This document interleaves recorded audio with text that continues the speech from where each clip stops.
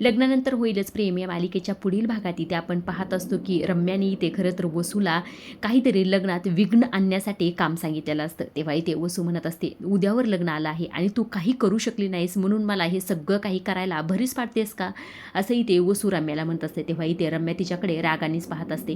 त्याचबरोबर इकडे दुसऱ्या बाजूला दाखवण्यात आलेलं असतं की दुसऱ्या दिवशी लग्नाचा दिवस. आता हे दोघं देखील छान असे इथे तयार झालेले असतात. तेव्हा इथे पार जीवाला म्हणत असतो, आजचा दिवस खरं तर खूप स्पेशल आहे. तेव्हा इकडे दुसऱ्या बाजूला देखील आपल्या काव्या आणि नंदिनी फार अशा सुंदर आणि कमाल दिसत असतात. ते काव्या म्हणत असते, खरं सांगू का तुला ताई, कधी एकदा यांचा हात माझ्या हातात घट्ट धरते आणि सप्तपदी चालते असं मला झालेलं आहे. त्याचबरोबर इकडे दुसऱ्या बाजूला देखील पार्थ म्हणत असतो, हे सगळं काही मी एकदा अनुभवलं आहे, आता तुझी बारी आहे असं म्हणून खरं तर जीवाला त्याने घट्ट अशी मिठी मारलेली असते.